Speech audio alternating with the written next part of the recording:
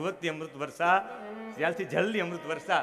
તમે ભાગ્યશાળી છો, તમારી પર વરસે, અહીં વરસતી નથી. શ્રોતાઓ ભાગ્યશાળી છે. એટલે તમારે એવું જરાય માનવું નહીં. તમારી પર ઠાકોરજી, જેમ ઠાકોરજીને શ્રમ ન પડે એટલે ઉનાળામાં ફુવારા કરવામાં આવે. અને બેટ દ્વારિકામાં તો ઉત્સવ થાય સ્પેશિયલ. ફૂલ ડોર, ફૂલ વાઘા, ફૂલ ડોર. અને ઠાકોરજીના અમે બેટ દ્વારિકામાં ભણતા પુષ્ટિ સંપ્રદાય પ્રમાણે સેવા બેટ દ્વારિકાની. બેટ દ્વારિકાના મંદિરમાં, પાઠશાળામાં ઠાકોરજીને આગળ ફુવારાઓ રાખે. એટલે તમારા હૃદયમાં પણ ઠાકોર બિરાજિત છે. તમને પણ ગરમી ન થાય ને એટલે યજમાને ફુવારા રાખ્યા છે કે અમારે અહીંયા આવનારા તમામ લોકોના હૃદયમાં ઠાકોરજી છે. જરાય કષ્ટ પડવું ન જોઈએ. એટલે આવા દો, ભલે અમૃત વર્ષા પણ તમારી પર વરસે. કે બીમાર પડી જવાય એવું નથી ને. એટલે સમ્યાપ્રાસમાં સમાધિ લગાડી, પણ સમાધિ લગાડે બધું ભૂલાઈ જાય. લખવું અને આત્મ સાક્ષાત્કારમાં જોવું બે ન થઈ શકે. એટલે કહ્યું કે કોઈ લખવા વાળો મળે તો થાય. અને લખવા વાળા માટે ગજાનંદજીને બોલાવ્યા, ગણેશજીને, કે ગણેશજી પધારો. પણ ગણેશજી 3 દેવતાઓ સ્મર્તૃ કામી દેવ છે. 3 દેવતાનું નામ લ્યો ને હાજર થઈ જાય. એવા પહેલા ગણેશજી છે. શ્રી ગણેશાય નમઃ લખો એટલે ગણેશજી હાજર થઈ જાય. એટલે કંકોત્રીમાં આપણે શ્રી ગણેશાય નમઃ લખીએ. ગણેશજીને બોલાવો એટલે ગણેશજી હાજર થઈ જાય. અને બીજા છે દત્તાત્રેયજી. દત્તાત્રેય દ્રામ દત્તાત્રેય નમઃ બોલો એટલે દત્તાત્રેયાય નમઃ, દત્તાત્રેય હાજર થઈ જાય. દત્તનું નામ લ્યો ને દત્ત હાજર થઈ જાય.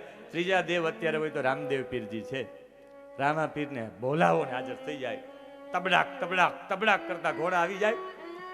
અને રામાપીર ઉભા રહી. એ જ રામ છે, એ જ દ્વારિકાધીશ છે, અને એ જ રામદેવજી છે. જય હો. મારે ભડાકો નથી વગાડવો, બાકી છે ભડાકો રામદેવજી. વાગે ભડાકા ભારી ભજનના, વાગે ભડાકા ભારી રે. ઓ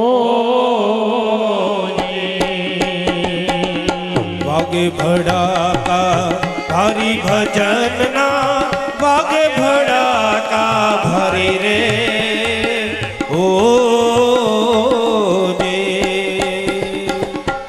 બાર બીજના ધણીને સમરું, બાર બીજના રે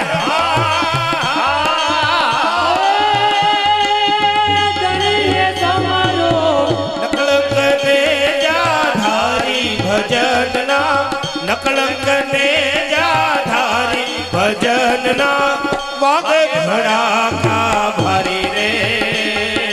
ઓ અને અમને ભડાકા યાદ આવે. વેરાવળમાં 5 વખત અમે આ ભજન લીધું. 5 વખત વારે ઘડીએ સેજ આવે વાગે ભડાકા ને બધા લોકો લગ્નમાં ન ઓલા ફૂલ ઉડે એવા ભડાકા લઈને બધા ખારવાઓ બેઠા હતા. સેજ કથા હાલે થોડે ફટ દેખીને એટલે અહીંથી અમે ચાલુ થાય. અમર સ્થાપિયા પ્રહલાદ કાર્યો પડકારી રે.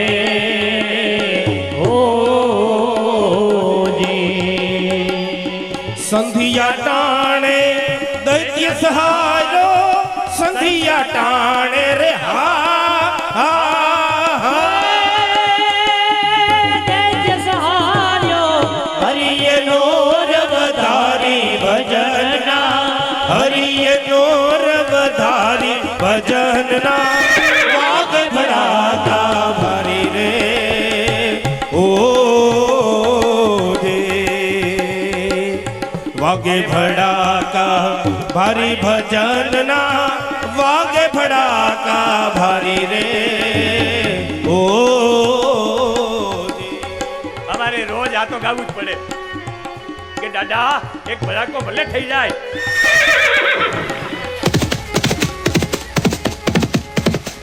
એટલે એ રામદેવજી આજે સાક્ષાત હાજર છે.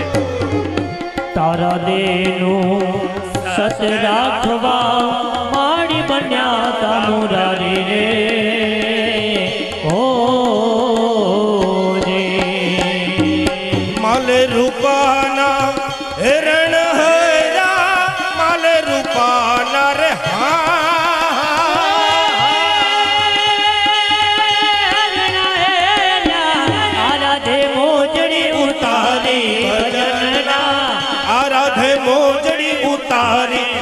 ભજનના વાગે ભડાકા ભારી રે ઓ દે વાગે ભડાકા ભારી ભજનના વાગે ભડાકા ભારી રે ઓ દે આ ભડાકા શેના છે? રાત્રે તમે કીર્તન ગાવ ને એ ભજનના ભડાકા છે. ઠાકોરજીનું નામ બોલતા બોલતા પ્રદક્ષિણા કરો એ ભજનના ભડાકા છે. અને એ દેખાય નહીં પણ એનો અવાજ આવે. એમ તમે ભજન કરો એ દેખાય નહીં પણ તમારા દીકરાઓ જ્ઞાની બને ત્યારે સમજવાનું આ ભજનનો ભડકારો છે. રામા કહું કે રામદેવ, હીરા કહું કે લાલ, જે નર ને રામ પીર ભેટિયા ઓ નર થઈ ગયા ન્યા તોરલે ત્રણ નર ને રે તાર્યા જેસલ ઘરની નારી રે ઓ રે સુધનવાના નામ પ્રતાપે સુધનવાના રે નામ પ્રતાપે ઉકળતી કળા જો ને ઠારી ભજનના ઉકળતી કળા જો ને ઠારી ભજનના વાગે ભડાકા ભારી રે ઓ દે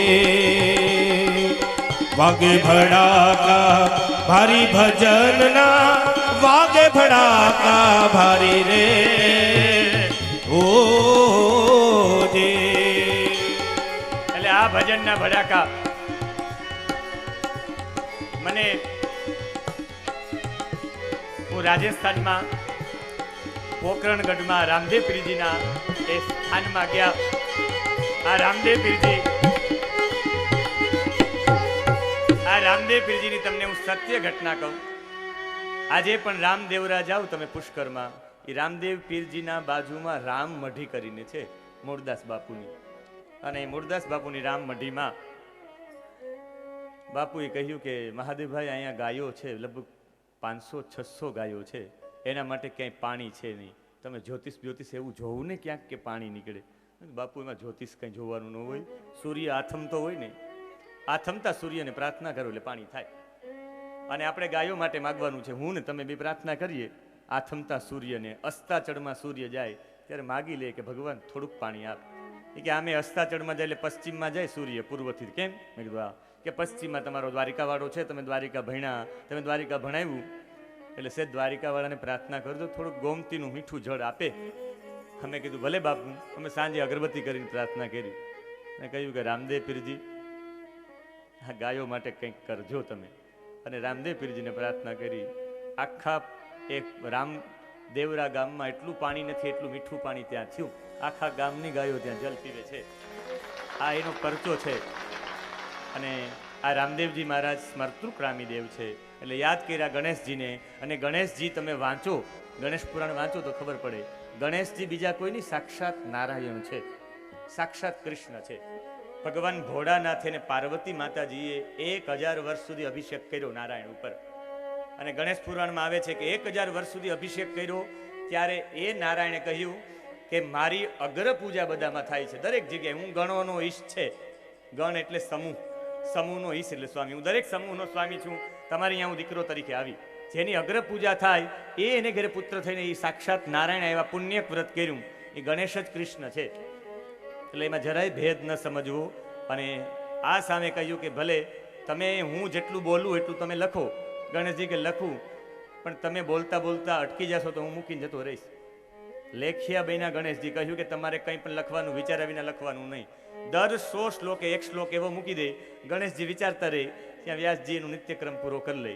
દરે 100 શ્લોકે એક કૂટ પ્રશ્ન મૂક્યો છે. અને આખું ભાગવતજીની ત્યાં રચના નારદજીની પ્રેરણા, ગજાનંદજીની ગણેશજીની કલમ, વ્યાસના શબ્દો, સુખદેવજીનું વક્તવ્ય, સૂત પૌરાણિકનો સૂર, પરીક્ષિતની શ્રદ્ધા, એટલે ભાગવતજી પુરાણનું તિલક બન્યા છે. આખું ભાગવતજીની 4 શ્લોકોમાંથી જે નારાયણે બ્રહ્માજીને કહ્યા, બ્રહ્માજીએ નારદજીને કહ્યા, નારદજીએ 4 શ્લોક વ્યાસજીને કહ્યા, વ્યાસે 4 શ્લોકમાંથી 18,000 શ્લોકો બનાવ્યા. અને આજે આ ભાગવતજી આપણી સામે છે. એ ભાગવતજી આખું અધ્યયન કર્યું, પણ હવે ભણાવે તો કોને ભણાવે? પોતાના દીકરાને ભણાવવાની, પુત્રને નહીં પણ પાત્રને ભણાવવાની ઈચ્છા થઈ. પણ શુકદેવજી તો કેવા હતા કે સવે નિવૃત્તિ નિરતઃ સર્વત્રોપેક્ષકો મુનિ.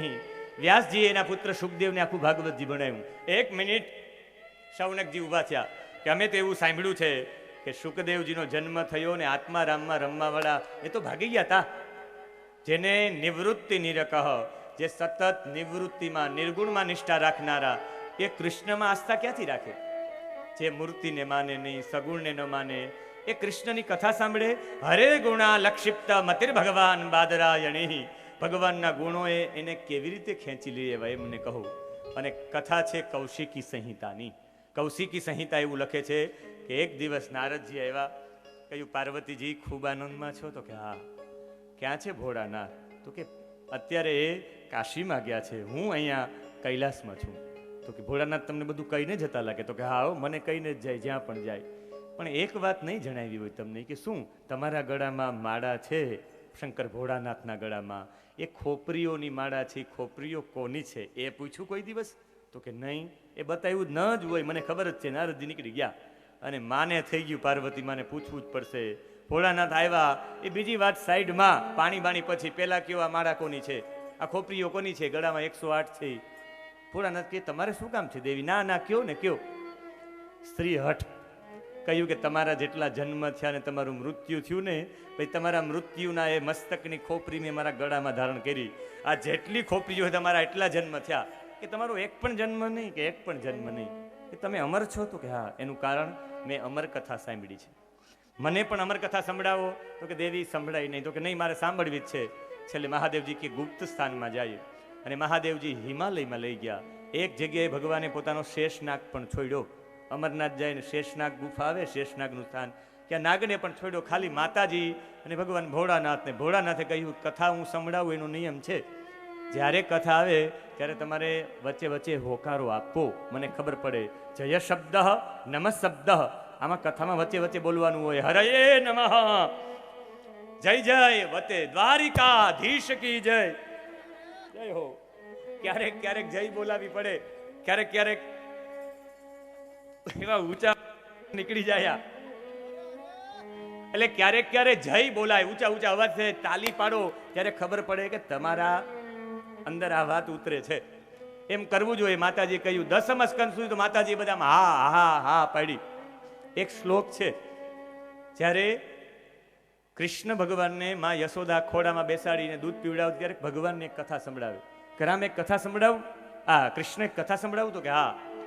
રામો નામો, રામો રાજા, રામો રાજ નામો બભૂવ હમ હમિતિ, એમ કરી શ્લોક સંભળાવ્યા. કે એક રામ નામનો રાજા હતો, એની પત્નીને રાવણ ચોરી લઈ ગયો તો. એ બધી વાત સાંભળીને એ સમયે કૃષ્ણ બોલવા માંડ્યા, સૌમિત્રય ધનુ ધનુ ધનુ, મારું ધનુષ્ય ક્યાં છે? કૃષ્ણ બોલવા માંડ્યા. વિચારો, એ સમયમાં રામના પત્નીનું હરણ થઈ ગયું છે, સીતાનું, ત્યારે રામને કેટલો ક્રોધ આવ્યો છે. આ વખતે અવતારમાં પણ માના ખોળામાં દૂધ પીતા પીતા પણ કહેવા માંડ્યા, લઈ આવ દે મારું ધનુષ્ય, લઈ આવ મારું ધનુષ્ય. એનો મતલબ સીતાજીના હરણ સમયે રામને કેટલો ક્રોધ આવ્યો છે. આ કૃષ્ણ અવતારમાં પણ યાદ રહી ગયો. એ જ્યારે વાર્તા આવશે ત્યારે હું કઈ, બાકી તો એક વાર્તા તો બધી માં એના દીકરાને સંભળાવતી જ હોય. વાર્તા રે વાર્તા, ભાભો ઢોર ચારતા. અને એક છોકરો રીસાણો, કોઠી આડો ભીસાણો, કોઠી પડી આડી, છોકરાએ રાડ પાડી, અરે રે માડી. આ કથા તો બધાને વિદિત છે, પણ હું થોડીક નવી કથા સંભળાવી કે યશોદા એના દીકરાને કેવી કથા સંભળાવતા. બાકી તો ચકો હતો ને ચકલી. છેલ્લે રાજા, વાર્તાનો એન્ડ એ આવે, તમને વાર્તા ન આવડતી કઈ નહીં, છેલ્લે વાર્તામાં કહી દેવાનું ખાધું પીધું ને રાજ કર્યું. એ બધામાં આવે, ખાધું પીધું રાજ કર્યું. એક હતો ચકો ને એક હતી ચકી. ચકી લાવી મગ અને ચકો લાવ્યો ચોખા, એ ભેગા કરી ખીચડી ખાધી, ખાધું પીધું રાજ કર્યું. દીકરા વાર્તા પૂરી, સુઈ જા. એટલે દીકરો સુઈ જાય. આવી રીતે આ વાર્તાની પણ અહીંયા કૌશિકી સંહિતામાં 10મ સ્કંદ સુધી રહ્યા, પણ 12મો સ્કંદ આવ્યો ને ત્યારે માતાજીને નિંદર લાગી ગઈ. અને 12મો સ્કંદ એવો છે જ, 11મો ને 12મો સ્કંદ બે હાડમાં હાડ છે ભાગવતજીના. મોટા ભાગના વક્તાઓ 11મા સ્કંદમાં બહુ હાથ ન નાખે. એમાં અવધૂત ગીતા છે, અવધૂત ઉપાખ્યાન છે, એમાં હંસ ગીતા છે, એમાં ઉદ્ધવ ગીતા છે. ભગવાનનો ઉપદેશ જબરદસ્ત છે. છેલ્લો દિવસ એટલે ફટાફટ પૂરું કરી નાખે વક્તા. આમ છે, તેમ છે, આમ છે, તેમ છે, તેમ છે, એમ કરીને 11મો સ્કંદ 12મો સ્કંદ પૂરો. પરીક્ષિતનો મોક્ષ, વાત થઈ પૂરી.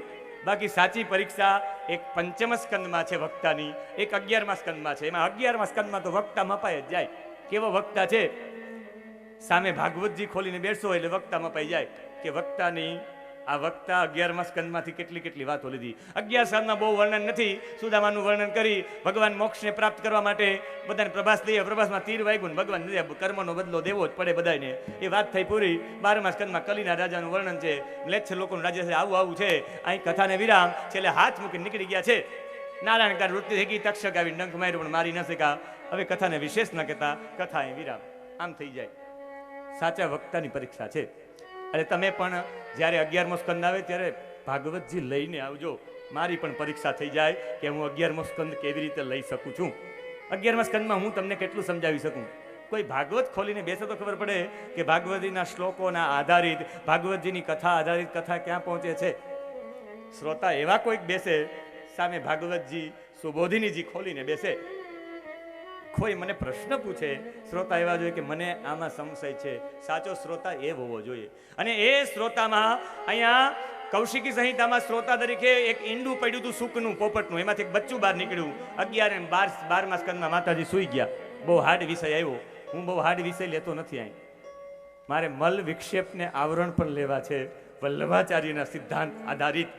તમે ભગવાનથી નજીક પહોંચી નથી શકતા. એનું કારણ શું? તમારા આગળ ભગવાનની, તમારી આગળ આ આત્માની અને પરમાત્માની વચ્ચે 3 પડદા છે. મલ, આવરણ અને વિક્ષેપ. મલ, આવરણ અને વિક્ષેપ હટી જાય, માણસ ભગવાનનો થઈ જાય. આ મલ કેવી રીતે હટે, વિક્ષેપ કેવી રીતે હટે, આવરણ કેવી રીતે હટે, એ મારે ઠાકોરજીના 10મા સ્કંદમાં કહેવું છે, ઠાકોરજીની લીલામાં કહેવું છે. પણ અહીંયા સૂઈ ગયા. બહુ હાર્ડ વિષય આવ્યો. અત્યારે હું બહુ જ્ઞાનની વાતો કરી નાખું. હું અહીં મંત્ર જ બોલી નાખું. દ્યો હું શાંતિરંતરિક્ષગું સહસ્ત્ર શ્રી રેખા પુરુષ સહસ્રાક્ષ સહસ્રપાત સભૂમિઘું સર્વત સ્પૃત્વા ત્યતિષ્ઠ દશાંગુલમ ત્યતિષ્ઠ દશાંગુલમ. આ દશાંગુલમ ન્યાય શું છે એવી વાત કરું એટલે બીજા દિવસે તમે કથામાં કોઈ ન આવો કે ઓછી ઊંચી જ વાતો કરે. ભાઈ ખબર નથી. હું બહુ શ્લોકો નથી લેતો. બાકી કે સંસ્કૃતના શ્લોકો જ બોલે રાખે. એક જગ્યાએ એક શાસ્ત્રીજીનું થયું, વિદ્વાન શાસ્ત્રીજી હતા. એને એમ છે કે શ્લોકો વધારે લઉં. દેવી ભાગવત હતું, એને શ્લોકો વધારે લીધા. ગામના લોકો ક્યાં ગણગણ જ કરી રાખે સંસ્કૃતમાં જ. તે ગામના લોકોએ એની ઉપેક્ષા કરી. એટલે હું શ્લોકો પણ વધારે નહીં લઉં, પણ તમને સતત મારે બેસાડી રાખવા છે. એમાં તમે વચ્ચેથી ઊભા થાવ એટલે મને એવું થાય કે હું કથામાં હજી નબળો પુરવાર થાવ. મને એમ થાય કે મારી કથા હજી કંઈક કથામાં ઘટે છે. એટલે કથામાં જે વચ્ચેથી ઊભા થાય, જે લોકોને કથામાં આવવું હોય, તમે બધા પહેલી લાઈનના વિદ્યાર્થીઓ છે. હોશિયાર વિદ્યાર્થી પહેલી લાઈનમાં બેસે. જેટલા પહેલી લાઈનમાં બેઠા એને તો ઊભું થવાનું જ નહીં. કદાચ ઊભું થવાની ઈચ્છા હોય છેલ્લી લાઈનમાં, શિક્ષકને ખબર ન પડે. છેલ્લી લાઈનમાં છોકરાઓ મસ્કરી કરતા હોય, વિદ્યાર્થી હોય, શિક્ષકને ખબર ન પડે. એ છેલ્લી બેન્ચવાળા રૂમની બહાર નીકળી જાય, બહાર આટો મારી પાણી પી આવે તો એ ખબર ન પડે. એટલે છેલ્લી બેન્ચમાં બેસાય જેને ઊભું થવું હોય. પહેલી બેન્ચમાં બેઠા એટલે વાત થઈ ગઈ પૂરી. હું ભણતો જ્યારે 8મું ભણતો ત્યારે હું હોશિયાર વિદ્યાર્થી હતો. મારા બધા મિત્રો બધા આનંદ કરવા વાળા, એ પાછલી બેન્ચમાં બેસે કે મહાદેવ છેલ્લી બેન્ચ છે. એ છેલ્લી બેન્ચ ઉપર હું બેસું તો રોજ મારા શિક્ષક મને મારે, આગળ આવી જા, પહેલી જ બેન્ચે બેસાડે. એ પહેલી બેન્ચે ભણાવતા હોય ને પછી મારી નજર આમ જાય કે મારા મિત્રો શું કરે છે. એમ પહેલી બેન્ચે બેસાઈ જાય પછી મુશ્કેલી થાય. એમ તમે બધા પહેલી બેન્ચ વાળા છો. જેટલા પહેલી બેન્ચ વાળા એ તો ઊભા થતા જ નહીં. ઊભા થવું હોય તો છેલ્લી બેન્ચમાં બેસો. ત્યાંથી છૂટ છે. જો ઓલા છોકરા હમણાં 12 વાગ્યા ગયા, એ પાછા અંદર આવશે. એમ છેલ્લી બેન્ચમાંથી આમ જઈને પાણી પી આવો તો એ હાલે, ઊભા થયા હોય. પણ પહેલી બેન્ચમાં અનુષ્ઠાની હોશિયાર વિદ્યાર્થીઓ, તમે બધા પહેલી બેન્ચ વાળા છો, હોશિયાર છો. એટલે પહેલી બેન્ચ વાળા ઊભા ન થતા. એમાં વચ્ચેથી મોબાઈલ પણ ઓન ન કરતા. હા, અહીં તો થયું જ નથી, પણ એવું તમે કરતા પણ નહીં. બાકી મોબાઈલથી પણ ધ્યાન તૂટે. અમારા કોલમાં રોજ 250 કોલ આવે, પણ અમે કોઈનો કોલ ઉપાડતા નથી. કથા હોય, આ 7 દિવસ માટે આ વીરપુરના આ પરિવારને અમે સમર્પિત થઈ ગયા છે. અમે 7 દિવસ કોઈનો કોન્ટેક્ટ પણ નહીં કરીએ. 7 દિવસ માટે અમે ફક્ત અને ફક્ત અમારા માટે કોઈ લિમિટેડ લોકોને જવાબ આપશું. ફરજિયાત ક્યાંક કરવો જ પડે હોય ક્યાં, બાકી કોઈને જવાબ ન આપીએ. કથા અમારું સંપૂર્ણ કેન્દ્ર બની જાય જ્યારે કથા જ હોય ત્યારે. કથા હોય તો આનંદથી રખડી બખડની કથા દ્વારા અમે ચિંતન કરતા હોય. એટલી કથા કરું તોય હું ચિંતન કરું કે આ કથામાં એવું શું નવું આપવું, કંઈક અર્ક નીકળે. દરેક સત્રમાં મારા દરેક સત્રમાં કંઈક ને કંઈક નવું મળે. એકની એક કથા મારી વારંવાર સાંભળી હોય એ પણ ન કહી શકે કે આને યાદ દીધું, આ વાત નવી હતી. એ કથામાં આવે નવી વાત સાંભળીને જ જવો જોઈએ, બીજી વાત જ નહીં. એના માટે તમે ગમે એટલા પુસ્તકો વીંખો, મહેનત કરો, રાત્રે જાગો, પણ લોકોને દિને દિને નવમ નવમ આ ભાગવતજીનો દરેક શ્લોક કંઈક નવું આપવું જોઈએ. અને કૌશિકી સંહિતામાં બધા અવાજ આપ્યા, સૂઈ ગયા, અને ભગવાનની 12 સ્કંદ પૂરા છે અને આંખ ખોલી કે તો માતાજી સૂઈ ગયા કે આ જવાબ કોણ આપતું હતું? ક્યાં જોયું કે તો શ્રીમત ભાગવત પિયુષ શેકાત જીવમ આપનોયાત, જે જીવન પ્રાપ્ત કરવાવાળો શુકનો અધુના દેવ દેવેશ મા ક્રોધમ કુરુ શંકર. હે દેવ દેવેશ શંકર, ક્રોધ ન કરો, મેં સાંભળી છે કથા. પોપટે કહ્યું. અને એ સમય ભગવાન ત્રિશુલ લઈને મારવા દોડ્યા કે અમર કથા એમને સાંભળી ગયો. એ પોપટ ઉડતો ઉડતો વ્યાસજીના પત્નીના પેટમાં જતો રહ્યો ને પછી બહાર નીકળ્યો જ નહીં. કે હવે બહાર નીકળ્યો, 12 વર્ષ સુધી પેટમાં રહ્યો. કહ્યું કે હવે તમે મને મારી નહીં શકો, મેં અમર કથા સાંભળી એટલે હું અમર જ છું. છેલ્લે વિનંતી કરી કે બહાર આવો. વ્યાસજીએ કહ્યું એક શરતે જ બહાર આવું, માધવની માયા મને અડે નહીં તો બહાર આવું. ભગવાને વરદાન આપ્યું કે નારાયણની માયા તને સ્પર્શ પણ નહીં કરે. અને જેવા જ બહાર નીકળ્યા ને એનું વર્ણન કરે છે કે સુખદેવજી બહાર નીકળ્યા એટલે સીધા ચાલતા થઈ ગયા. જેને જનોઈ નથી દેવાની, જેને કોઈ સંસ્કાર નથી, આ જન્મતાની સાથે બહાર નીકળી ગયા. અને એના માટે કહ્યું યમ પ્રવ્રજંતમ અનુપેતમ અપેત કૃત્યમ દ્વૈપાયનો વિરહ કાતર આજુવાહ પુત્રેતિ તન્મયતયા તરવોભિનેદુ તમ સર્વભૂત હૃદયમ મુનિમાનતોસ્મિ. યમ પ્રવ્રજંત, પ્રવ્રજંત એટલે પરિવ્રાજક. એક સંન્યાસી જેમ ભાગી જાય, માના પેટમાં નીકળી સીધા ભાગ્યા છે સુખદેવજી. બ્રાહ્મણોમાં કેવું હોય, જનોઈ દેવાય ને, જનોઈ દેવાય પછી ગુરુ એને મંત્ર આપે, ત્યારે ગુરુ એને શિક્ષા આપે કે દીકરા આજથી તું મારો શિષ્ય છે, હું તારા ગુરુ છું. આ જનોઈ આપીને તાંતણા ન સમજતો. આ જનોઈ તાંતણું નથી. જનોઈ એટલે એને કહી શકાય, જનોઈ એટલે આ ડાબી બાજુનું આ સ્થાન છે ને, એ વિદ્યુત આપનારું સ્થાન છે. આખા ડાબા સ્કંદ ઉપર વિદ્યુતનો ભાર છે. તમારા શરીરમાં બધા દેવતાઓ છે, અને આ જમણી બાજુનો આ ખંભો છે, અહીંયા પિતૃઓ નામના દેવતા છે, અહીં વિદ્યુત નામના દેવતા છે, સ્પાર્ક છે. અને આ વિદ્યુત ડાબા ખંભા ઉપર હોય, ડાબા ખંભાથી લઈ તમારી બ્રહ્મ ગાંઠ હોય, જનોઈની ગાંઠ હોય, હૃદય ઉપર રહેવી જોઈએ. અને આ શરીરમાં કળ સુધી રહેવી જોઈએ. આ કળથી લઈને આખા શરીરમાં વિદ્યુત પહોંચાડે. એક પણ જગ્યાએ વિદ્યુત અટકે નહીં. શરીરમાં વિદ્યુત ફરતી હોય તો તમને પેરાલિસિસ ન આવે. બ્રાહ્મણ જનોઈ પહેરવા વાળાને પેરાલિસિસ ન આવે. આ વિદ્યુતનું પરિભ્રમણ આખા શરીરમાં કરે, વિજ્ઞાન કહે છે. અને જનોઈનો એ ગુણ છે કે જનોઈ કાન ઉપર, જમણા કાન ઉપર ચડાવો, અહીંયા લોહિતિકા નામની નસ છે. આ નસ દબાય એટલે મૂત્રદ્વાર પોળો થાય, ને મૂત્રદ્વારની એક પણ બીમારી ન થાય. મૂત્રાશયની, મૂત્રપિંડની બીમારી જ ન થાય જે જનોઈ ચડાવતો હોય. અહીં લોહિતિકા નામની નસ છે. ડોક્ટરને પૂછજો કે આ દબાવે, આનો સીધો સંપર્ક મૂત્રદ્વાર સાથે છે. તમારી આ આંગળી છે, આંગળીનો સીધો સંપર્ક હૃદય સાથે છે. એટલે જમણા આંગળીમાં પુરુષને વીંટી પહેરાવવામાં આવે, ડાબી આંગળીમાં સ્ત્રીઓને વીંટી પહેરાવવામાં આવે. તમારા નાકનો સંબંધ, તમારા આનો સંબંધ શ્વાસ સાથે છે. તમે અહીં ઠોરિયા પહેરો તો તમને શ્વાસની બીમારી ન થાય. તમે અહીં કાણું પડાવો, અહીંયા નાકનું કાણું પડાવો, આ કાનની નીચે 2 એવી નસો છે એ તમે તોડી નાખો એટલે એ માણસને આંતરડું વધે નહીં. સ્ત્રીઓને આંતરડા નહીં વધે કોઈ દિવસ, 100 માંથી 1% હશે. આ આંતરવૃદ્ધિ ન થાય એટલે કાન ફાડવામાં આવતા, જેને કર્ણવેદ સંસ્કાર કહેવાય. પુરુષ અને સ્ત્રીઓના બધાના કર્ણ છેદન કરવામાં આવતા. એટલે કર્ણવેદ સંસ્કાર છે. દરેક વસ્તુમાં એક વિજ્ઞાન છે. એમ કહી શકાય કે આ ભાગવતજી એટલે શું? તો સાયન્સ ઓફ ધી સોલ. એમ કહી શકાય કે આ વિજ્ઞાન છે. અને એમ કહી સાયન્સ ઓફ ધી યુનિવર્સલ. આ અધ્યાત્મ વિજ્ઞાન છે, એની સાથે સાથે આખું બ્રહ્માંડનું વિજ્ઞાન છે, યુનિવર્સલ. આ ભાગવતજીમાં બધું છે. એક પ્રશ્નનો જવાબ તમે પૂછો જેમાં ન હોય, અને જેને જનોઈ સાથે જનોઈ ગુંથાવાની હોય, તારે જેમ જનોઈના તાંતણા ગુંથાણા એમ તારે બ્રહ્મ સાથે ગુંથાવાનું છે, તારે ભગવાન સાથે ગુંથાવાનું છે. એવો એને બોધ આપે. એ બોધ આપે પછી ભગવાન સાથે લીન થાય. આને તો બોધે ન મળ્યો ને ભગવાન સાથે લીન થઈ ગયો. યમ પ્રવ્રજંતમ અનુપેતમ અપેત કૃત્ય. જનોઈ વિના ઘરેથી ભાગી ગયા, એની પાછળ દોકરા એના પિતાજી દોડ્યા, વ્યાસજી, હે પુત્ર, હે પુત્ર. અને એ પુત્ર પુત્ર કરતા ગયા, અને વ્યાસજીને જવાબ જ ન આપ્યો. જવાબ આપ્યો કોણે આપ્યો? પ્રકૃતિએ જવાબ આપ્યો. કદાચ આ શ્લોક તમને મને કહેવા માંગતો હોય, તમને આખી દુનિયા જવાબ આપતા તમારા દીકરાઓ જવાબ નહીં આપે ને, ત્યારે આ પ્રકૃતિ તમને જવાબ આપશે, તમને પરમાત્મા જવાબ આપશે, જ્યારે આખું જગત જવાબ ન આપે. શા માટે વૃક્ષો બોલ્યા? વૃક્ષો બોલ્યા છે, પુત્રેતિ તન્મયતયા તરવોભિનેદુઃ. તરવઃ અભિનેદુઃ. અભિનેદુઃ એટલે ઉત્તરમ દદુઃ. આ ઉત્તર આપ્યો વૃક્ષોએ. વૃક્ષોને જવાબ શા માટે આપવાની જરૂરિયાત પડી? વૃક્ષો કહેવા માંગતા હતા કે છોડમાં રણછોડ છે. જ્યારે જગત જવાબ ન આપે ને ત્યારે જગદીશ્વર જવાબ આપે. એટલે વૃક્ષો બોલ્યા કે તમે પુત્રેતિ તન્મયતયા, તમે તન્મય થાવ પુત્ર પ્રતિ, પણ એ પુત્ર તમારો દીકરો નથી.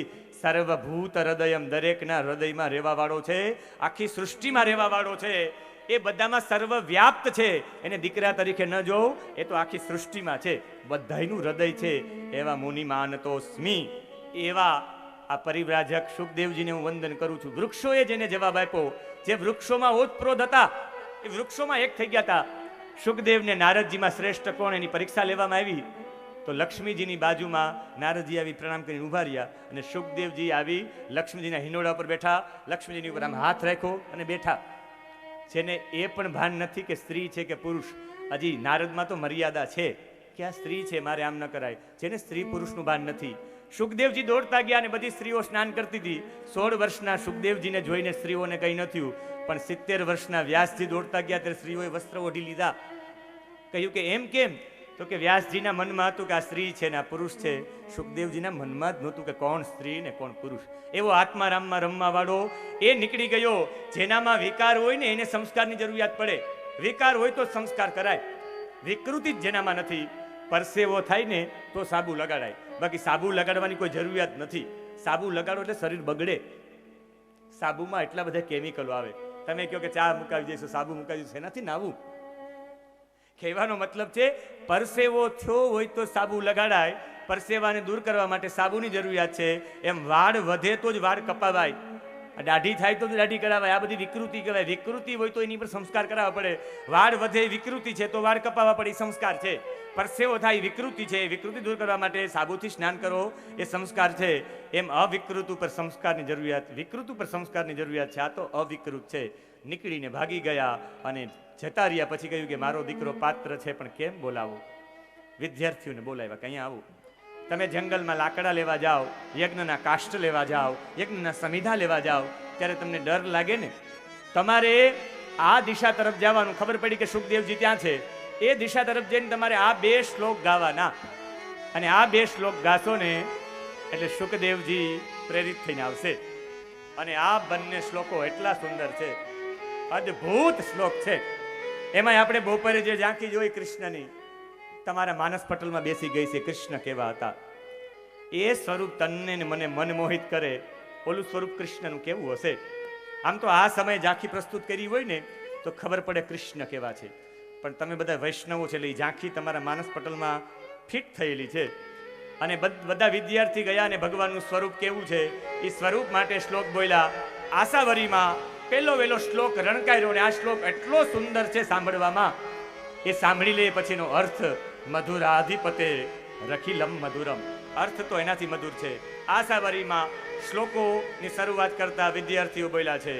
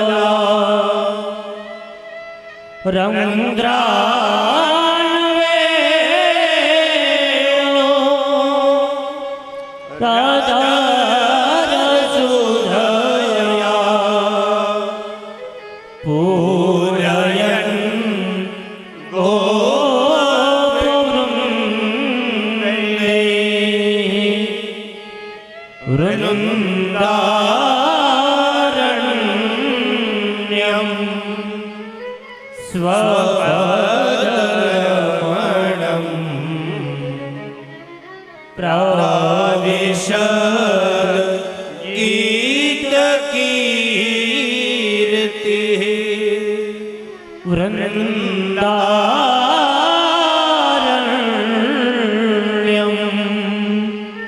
સ્વપદરમણમ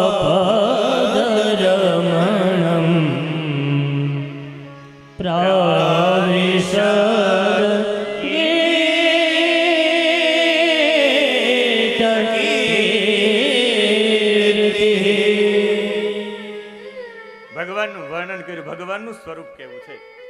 અહીંયા બે શ્લોક ગાયા, એક સ્વરૂપનો શ્લોક, એક સ્વભાવનો. પેલા સ્વરૂપનો ગાયો, ભગવાનનું સ્વરૂપ કેવું છે. બરહા પીડમ, બરહ એટલે મોરનું પીછ, આ પીડમ એટલે મુકુટ. ભગવાનનો મુકુટ મોર પીછનો છે. એ મોર પીંછ જેવું આજ સુધીમાં કલાકૃતિમાં શ્રેષ્ઠ કૃતિ કોઈ નથી. એટલા રંગ એવું ચિત્ર કોઈ બનાવી જ ન શકે.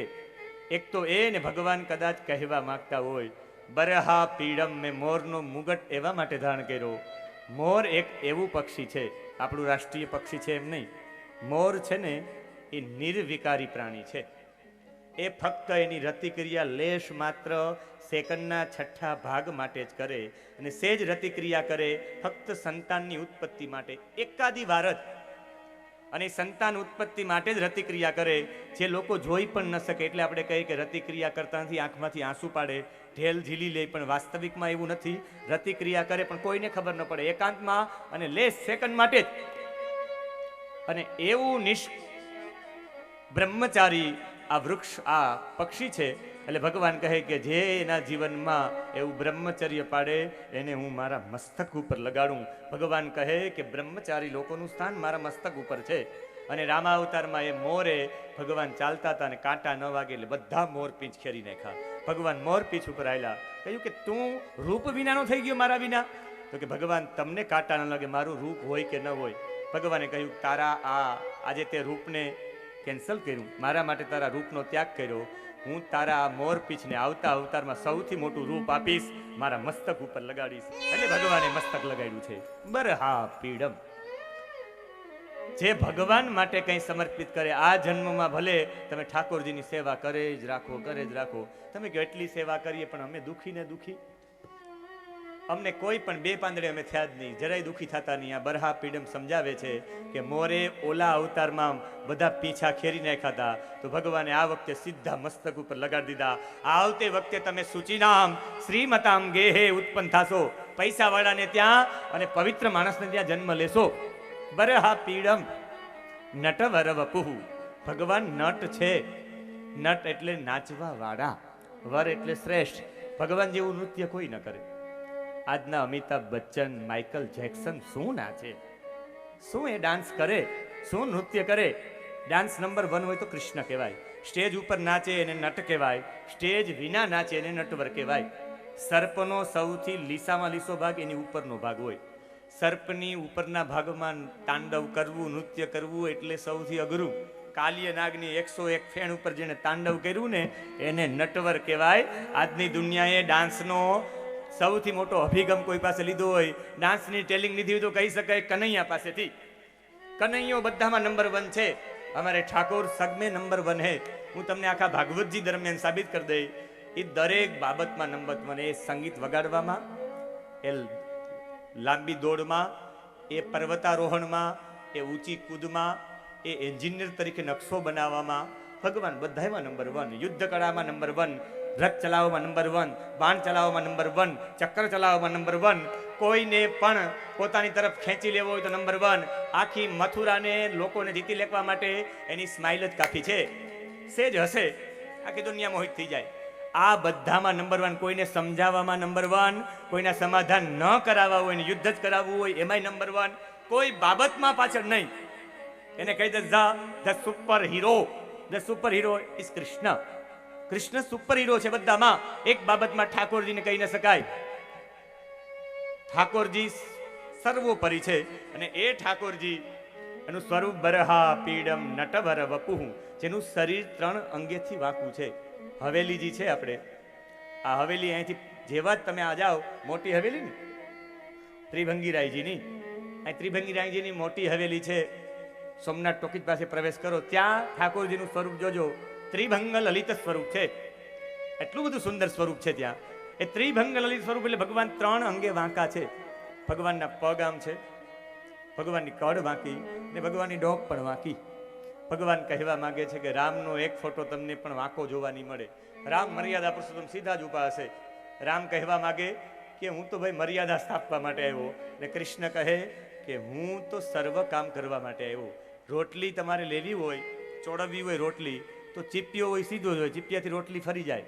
પણ શાકનું તપેલું ઉતરવું હોય ને તો હાંસીની જરૂરિયાત પડે. એ આમ વાંકી છે. ભગવાન કહે હું ભારી કામ કરવા માટે આવ્યો છું, ફોરા કામ કરવા માટે નહીં. એવા ભારી કામ કર્યા છે. એક કોઈ જો અધ્યાત્મની સેજ છાંટો અડેલો ન હોય તો બહારના વિદેશના લોકોને કૃષ્ણ પ્રત્યે થોડીક અશ્રદ્ધા ઉત્પન્ન થાય કે આવા કામ ભગવાને કર્યા છે. પણ કરતુમ અકર્તુમ અન્યથા કરતુમ સમર્થ ઈશ્વર. કૃષ્ણ બધું કરી શકે છે. અને કૃષ્ણ જે બધું કરી શકે એ હું તમને પ્રેક્ટિકલ કરીને બતાવી. સર્પને નાથવો હોય તો સર્પને નાથી શકાય. કેવી રીતે નાથી શકાય? આપણે એમ કે 16,108 રાણી સાથે લગ્ન કર્યા જ ન હોય, 16,108 રાણી સાથે લગ્ન કરી શકાય. તમે દુબઈમાં એક ભાઈ છે, 52 પત્નીઓ છે. 52 પત્નીઓને સાચવા છે દુબઈમાં.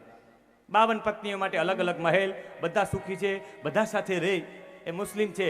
આજનો દુબઈમાં રહેવા વાળો 52 પત્નીને સાચવી શકે, અમારો કનૈયો 16,108 રાણીને પરણી શકે. એના માટે આજનો આ વ્યક્તિ 52 મહેલો બનાવી શકતો હોય દુબઈની અંદર, તો આ કરી શકે.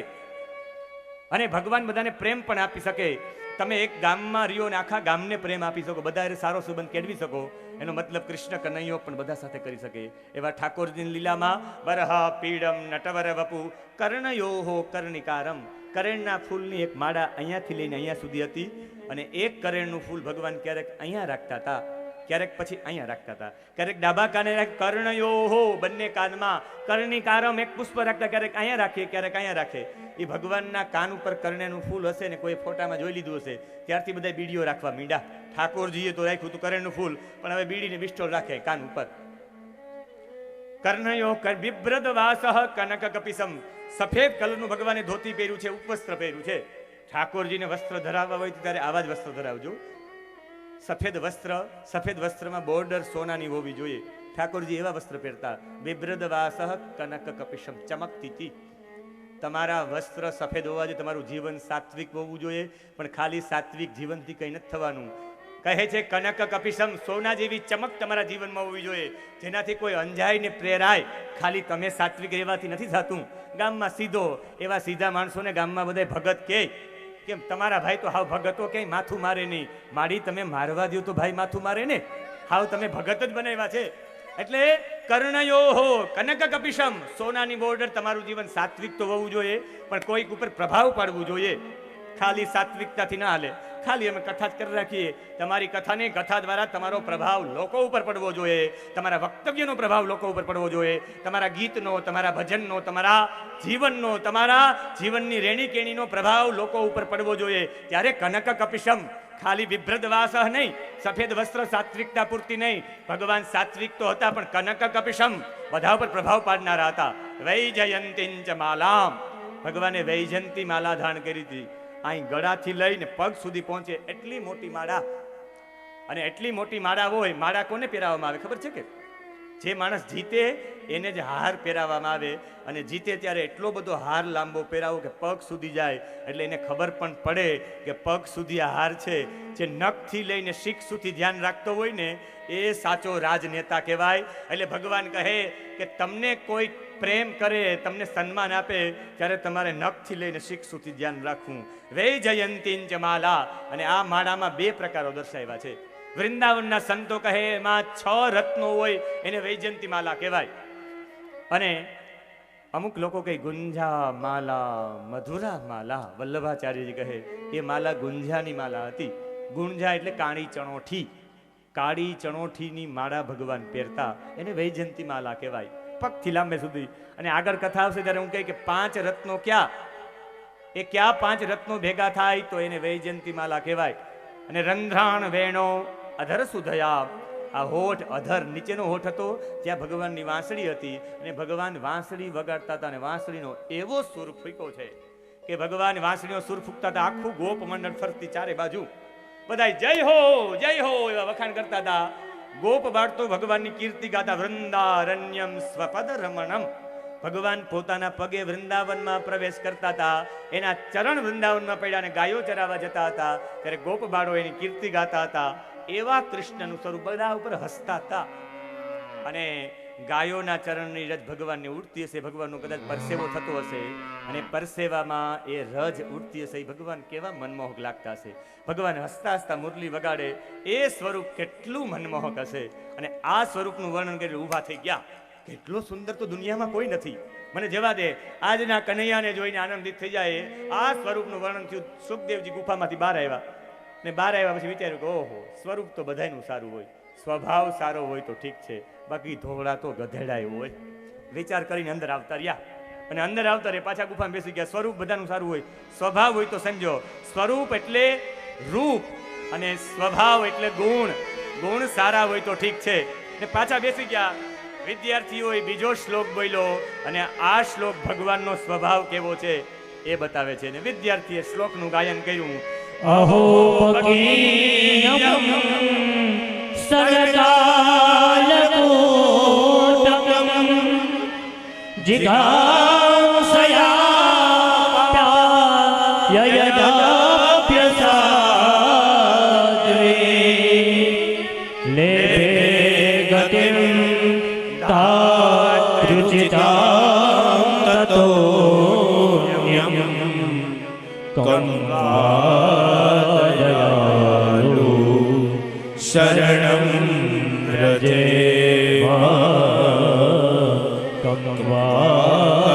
કંવાદયાલુ શરણં વ્રજેમ. આને કહેવાય ઠાકોર, આને કહેવાય દયાળુ. આખી દુનિયામાં કૃષ્ણથી મોટા દયાળુ કોઈ છે જ નહીં. એટલે અમે બિલ્લો લગાડી દીધો કે આખી દુનિયામાં બીજા જે કેવું એ કે, પણ દ્વારિકા વાળો જેવો દયાળુ કોઈ થશે જ નહીં. ઓહો બકીયમ સ્તનકાલકૂટમ. એ બકી નામની રાક્ષસી, જેને આપણે બધા પૂતના માસી કહીએ છીએ, પૂતના માસી સ્તન ઉપર કાલકૂટ નામનું વિષ લગાડીને આવી કૃષ્ણને મારવા માટે. જિગાંસયા પાયયદપ્ય સાધ્વીમ લેભે ગતિમ ધાતૃચિતામ તતોન્યમ. જે મારવા માટે આવી કૃષ્ણને, પણ ભગવાને એને માથી ઉત્તમ ગતિ આપી. તમને કોઈ મારી નાખવા માટે ચાકુ લઈને આવે, ચાકુ અહીં ગળામાં દબાવે, તમે એને 1 કરોડ રૂપિયા આપી દઉં ને, એના જેવી વાત થઈ. તમને મારવા આવે ને તમે 1 કરોડ રૂપિયા આપો, જેને મારવા આવ્યા એને પણ માથી શ્રેષ્ઠ ગતિ આપી. ધાતૃચિતામ તતોન્યમ, એવી ગતિ આપી. એટલે આનાથી કોઈ મોટો દયાળુ ન હોય. મારવા વાળાને પણ મોક્ષ આપે ને, એને મુરલીધર કહેવાય, એને માધવ કહેવાય. જે મારનારને પણ મોક્ષ આપે. તો આપણે તો ભગવાનને મારવા માટે નહીં, આપણે ભગવાનને ભજીએ છીએ. આપણો મોક્ષ પાકો છે. ચેલેન્જ સાથે લખી લ્યો, સોના સ્ટેમ્પ ઉપર લખી દઉં, કોરા ઉપર. જેટલા લોકો ભગવાન માધવને ભજનારા છે, ઠાકોરજીની સેવામાં જેટલા લોકો છે, એનો મોક્ષ પાકો છે. જો પૂતના જેવીને પણ મોક્ષ આપી શકતા હોય તો આ એટલો બધો દયાળુ છે. અને આ દયાળુ ઉપર જ અમે પછી ધૂનની પંક્તિ એક બનાવી. દયાળુ દ્વારિકા વાળા રે, દયાળુ દ્વારિકા વાળા રે, દયાળુ દ્વારિકા વાળા રે, દયાળુ દ્વારિકા વાળા રે, દયાળુ દ્વારિકા વાળા રે, દયાળુ દ્વારિકા વાળા રે, દયાળુ દ્વારિકા વાળા રે, દયાળુ દ્વારિકા વાળા રે, દયાળુ દ્વારિકા વાળા રે. જપુ તારા જાપ હજારા રે, દયાળુ દ્વારિકા વાળા રે, જપુ તારા જપ હજારા રે, દયાળુ દ્વારિકા વાળા રે, જપુ તારા જાપ હજારા રે, દયાળુ દ્વારિકા વાળા રે, જપુ તારા જપ હજારા રે, દયાળુ દ્વારિકા વાળા રે. તમે છો નંદના લાલા રે, દયાળુ દ્વારિકા વાળા રે, તમે છો નંદના લાલા રે, દયાળુ દ્વારિકા વાળા રે, દયાળુ દ્વારકા વાળા રે, દયાળુ દ્વારકા વાળા રે, દયાળુ દ્વારિકા વાળા રે, દયાળુ દ્વારિકા વાળા રે.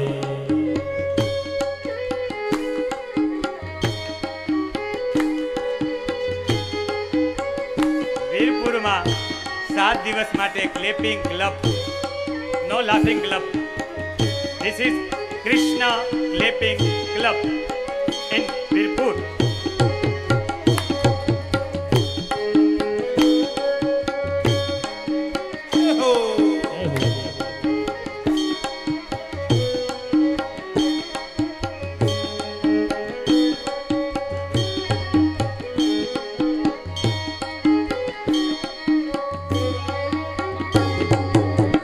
પેરું તારા નામની માળા રે દયાળુ દ્વારકા વાળા રે. પેરું તારા નામની માળા રે દયાળુ દ્વારકા વાળા રે. પેરું તારા નામની માળા રે દયાળુ દ્વારકા વાળા રે. પેરું તારા નામની માળા રે દયાળુ દ્વારકા વાળા રે. તમે રાધાજીને પ્યારા રે દયાળુ દ્વારકા વાળા રે. તમે રાધાજીને પ્યારા રે દયાળુ દ્વારકા વાળા રે.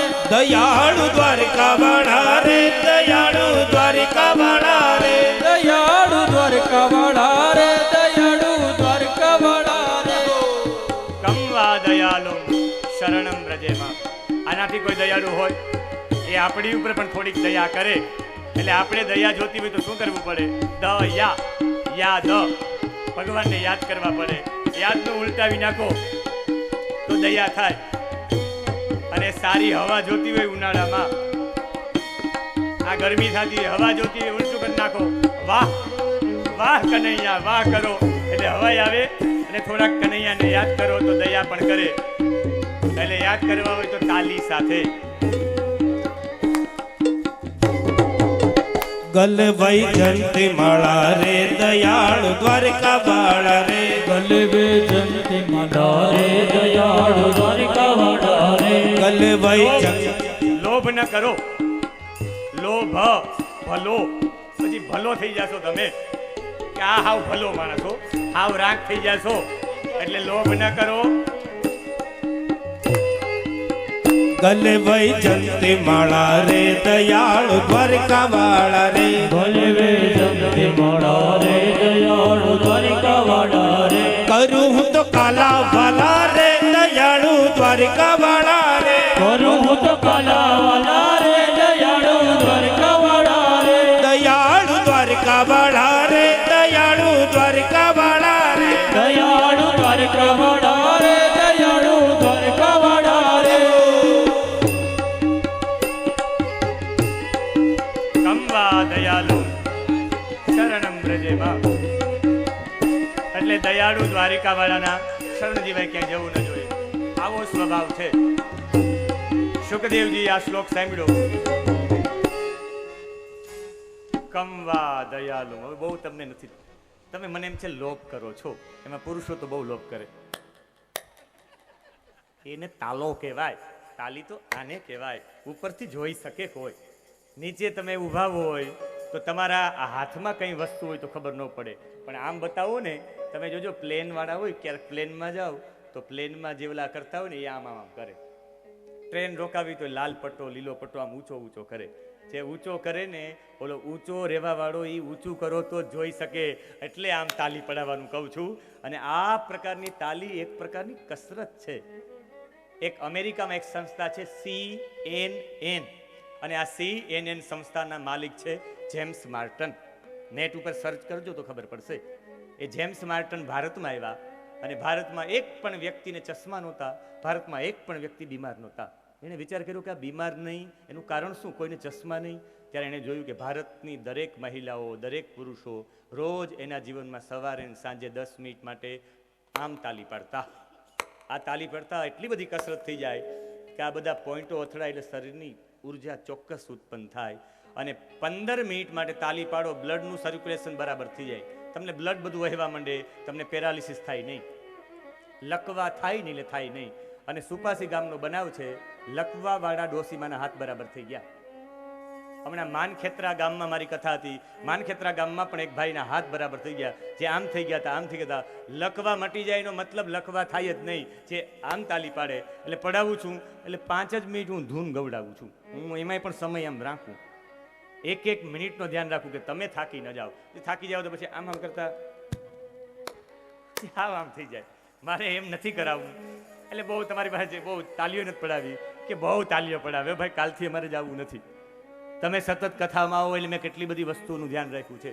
તમે સતત કથામાં આવો એટલે મેં સતત ધ્યાન રાખ્યું છે કે એક પણ બાબત એવી ન થાય કે તમે કથામાં નથી જવું એમ તમને વિચાર જ ન આવે.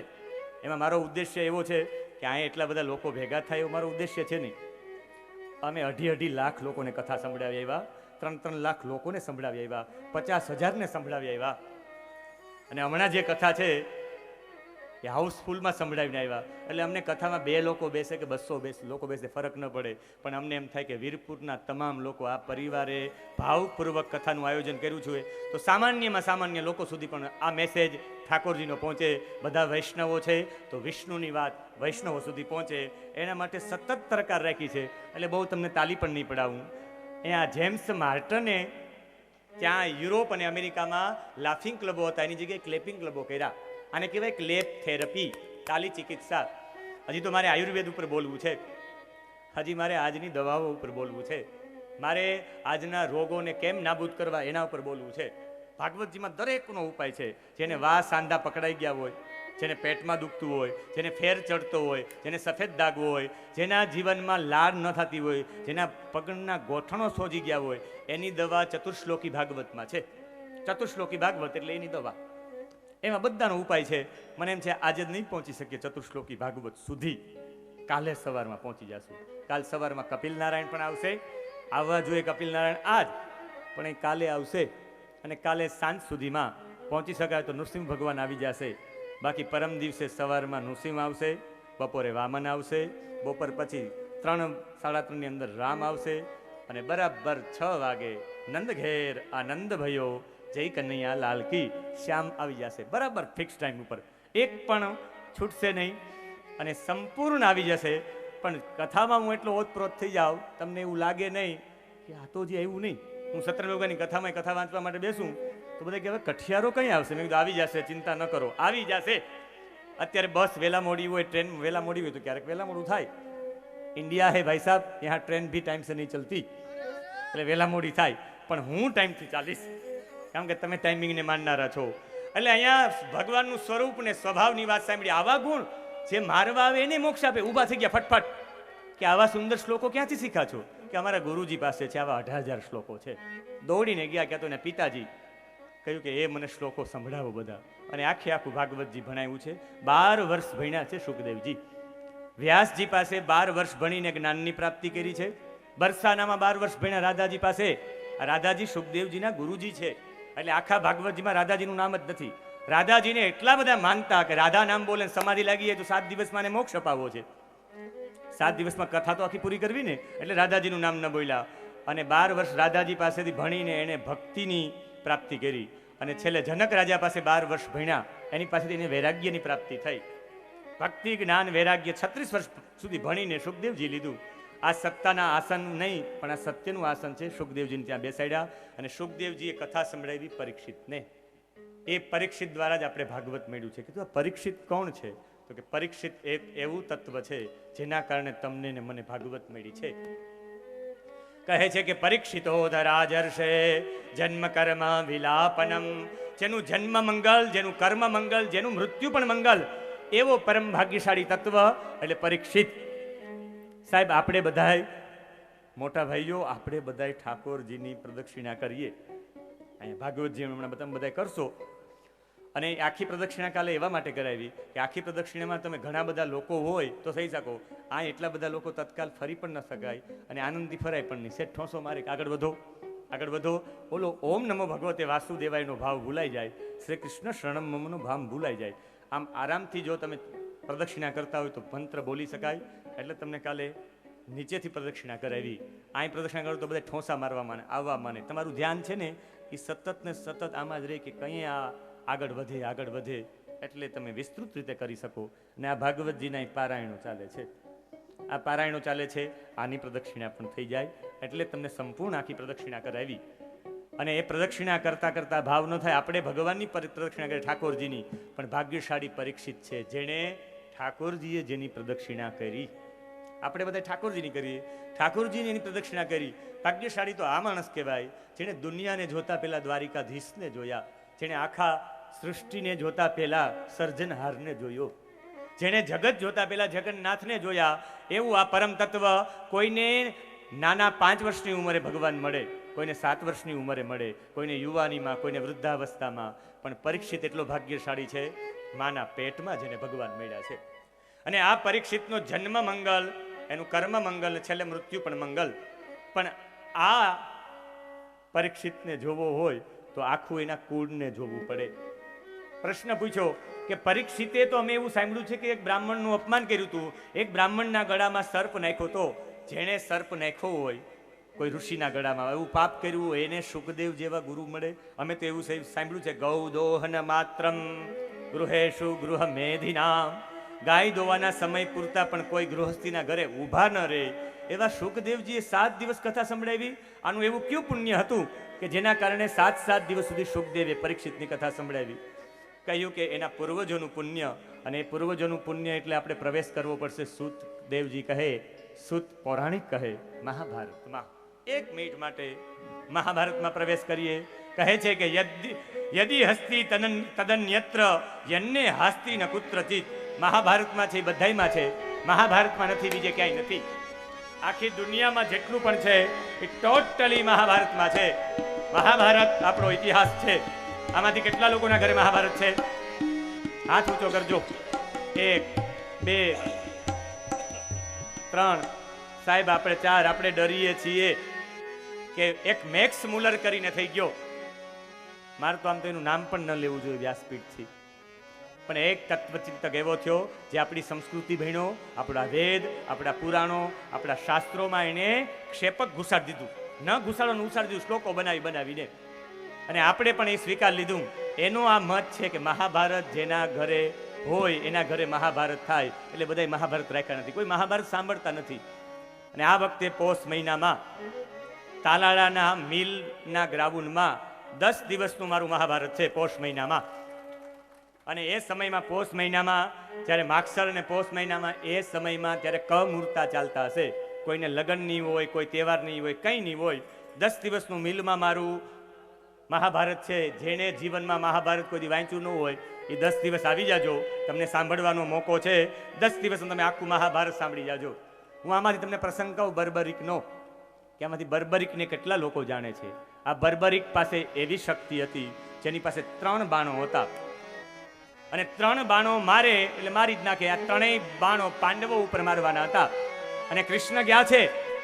કૃષ્ણએ કહ્યું કે મેં તારા વિશે બહુ સાંભળ્યું છે, બ્રાહ્મણ બનીને ગયા, કે બાણનો પ્રયોગ કરજ, હું જોઈ લઉં કે તું એક જ બાણમાં આખા પીપળાના પાનોને છેદ કરી શકે કે નહીં.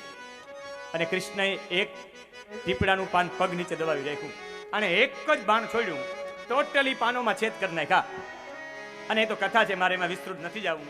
પણ આ બર્બરિકની એક કથા છે. બર્બરિક કહે છે પછી તો ભગવાને વરદાન આપ્યું કે પીપળાના પાનોમાં છિદ્ર રહેશે જ. એક પણ પીપળાનું પાન એવું નહીં હોય કે જેમાં છિદ્ર ન હોય, કાણું હોય ને હોય. એ બર્બરિકની કથા છે. આ બર્બરિક કોણ છે? ઘટોત્કચ કોણ છે? આ મહાભારતના પાત્રો વિશે આપણે ખબર જ નથી. ધન્યવાદ છે, નમસ્કાર કરું વ્યાસપીઠથી B.R. ચોપરાને, કે B.R. ચોપરાએ મહાભારત સિરિયલ બનાવી એટલે આપણે મહાભારતના પાત્રને ઓળખી શકીએ. બાકી કોણ ઓળખે? કોઈને સમય નથી મહાભારત વાંચવાનો. એમ કહી શકાય 1 લાખ શ્લોકો છે. આખા વિશ્વમાં એવડો મોટો ગ્રંથ કોઈ છે જ નહીં જેમાં 1 લાખ શ્લોકો હોય. વિશ્વ કોશ છે મહાભારત. એટલે મહાભારતમાં પ્રવેશ. શ્રી મહાભારત કથા, અથ શ્રી મહાભારત કથા, અથ શ્રી મહાભારત કથા, અથ શ્રી મહાભારત કથા. कथा है पुरुषार्थ के स्वार्थ के परमार्थ के, कथा है पुरुषार्थ की ये स्वार्थ के परमार्थ के, सारथी जिसके बने श्री कृष्ण भारत पार्थ के, शब्द घोषित हुआ जब सत्य सार्थक सर्वथा, ओ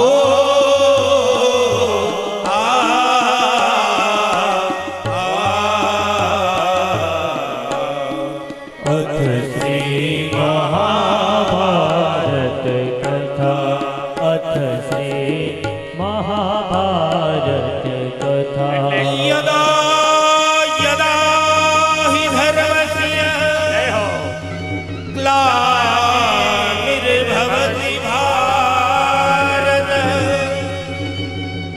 अभ्युत्थानम् अधर्मस्य तदात्मानं सृजाम्यहं परित्राणाय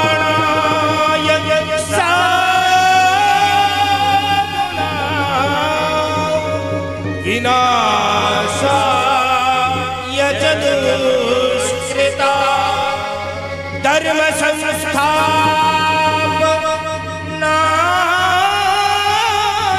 संस्थापनार्थाय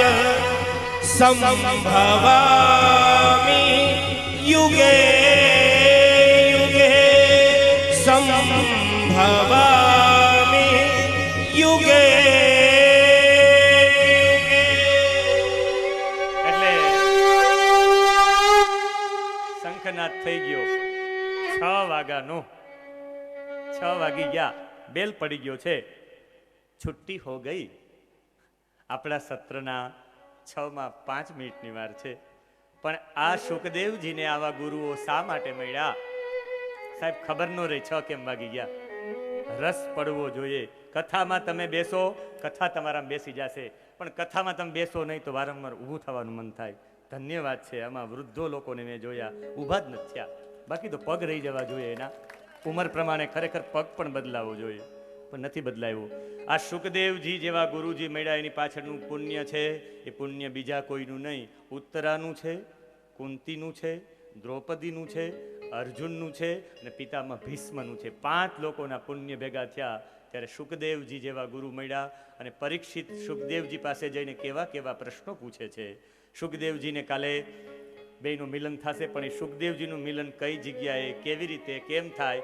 એની ઝાંખી અત્યારે જોઈ લઈએ જેનાથી આપણે ખબર પડે કે શુકદેવજી અને પરીક્ષિતજી કેવી રીતે મળશે એ આખી ઝાંખી જોઈ કથાને અહીંયા વિરામ પણ કથાને કાલે આપણે જેમ ભાવથી કીધું કોકવાર આવજે તને ગમે ફાવે તો કનૈયા આવજે આંગણિયું વીરપુરનું તૈયાર છે એટલે પરીક્ષિતજી અને શુકદેવજી આપણી પાસે આવે છે એક કનૈયાને કહેવાનું છે કે કનૈયા એક દિવસ વીરપુરના આંગણે આવી જા મારા અંતરના આંગણે તારે મુકામ કરવાનો છે અને તારે રોકાવાનું છે કાલ સવાર સુધી એટલે પરીક્ષિતજી અને શુકદેવજીની ઝાંખી કાલે આવશે પણ આપણે અત્યારે તાલી પાડીને વધાવી લઈએ કે આ પરીક્ષિતજી હાથ પકડી અને શુકદેવજીને કેવા કેવા પ્રશ્નો કરે છે અને પૂર્વજોના પુણ્ય હોય ને ત્યારે શુકદેવ જેવા ગુરુ મળે જેણે ઋષિના ગળામાં શ્રાપ નાખ્યો એટલું મોટું એના જીવનમાં પાપ કર્મ કર્યું એક ઋષિનું અપમાન કર્યું છતાં પણ શુકદેવ જેવા ગુરુ મળ્યા અને ગુરુ પાસે જઈને પૂછ્યું કે જેનું મૃત્યુ નજીક આવ્યું હોય એને શું કરવું એમ ન વિચાર કર્યો કે મારું મૃત્યુ નજીક આવ્યું અને એવા સાથે ભગવાનને વિનંતી સાથે કથાને વિરામ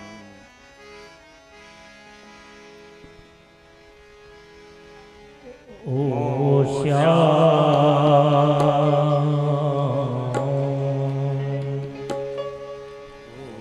કોક વાર આવે તો જો તને ફાવે તો કોક વાર આવે તો જો તને ફાવે તો કોક વાર આવે તો જો તને ફાવે તો કોક વાર આવે તો જો તને ફાવે તો મારા અંતરના આંગણીએ કરજે તું તારો રે મુકામ ઓ શ્યામ મારા અંતરના આંગણીએ કરજે તું તારો રે મુકામ ઓ શ્યામ આંગણામાં વાવ્યું છે વૃક્ષ મેં કદંબનું આંગણામાં વાવ્યું છે વૃક્ષ મેં કદંબનું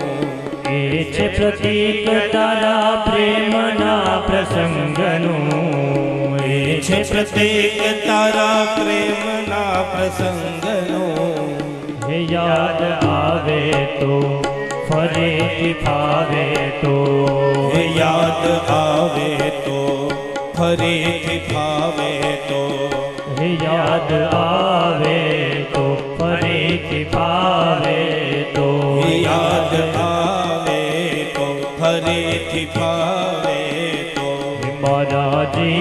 મનમાં વ્યાપીને કરજે તું ગોકુળ યુગા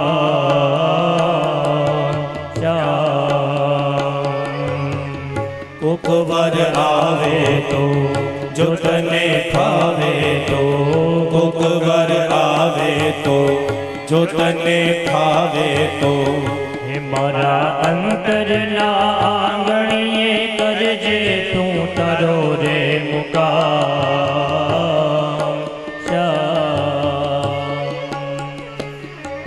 છ વાગા ઉપર મુકામ કરજે શ્યામ.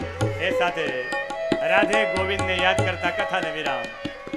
રાધે રાધે ગોવિંદ ગોવિંદ રાધે રાધે રાધે ગોવિંદ ગોવિંદ રાધે રાધે રાધે ગોવિંદ ગોવિંદ રાધે રાધે રાધે ગોવિંદ ગોવિંદ રાધે ગોવિંદ રાધે ગોપાલ રાધે ગોવિંદ રાધે ગોપાલ રાધે ગોવિંદ રાધે ગોપાલ રાધે ગોવિંદ રાધે ગોપાલ રાધે ગોવિંદ રાધે ગોપાલ રાધે ગોવિંદ રાધે ગોપાલ રાધે જય રાધે રાધે ગોવિંદ ગોવિંદ રાધે રાધે રાધે ગોવિંદ ગોવિંદ રાધે ઢોલ વાગે ને કોઈને ખોડિયારમાં આવતા હોય ને મેદાનમાં આવી જાય, ચામુંડામાં આવતા હોય ને મેદાનમાં આવી જાય, એમ તમને કનૈયો આવતો હોય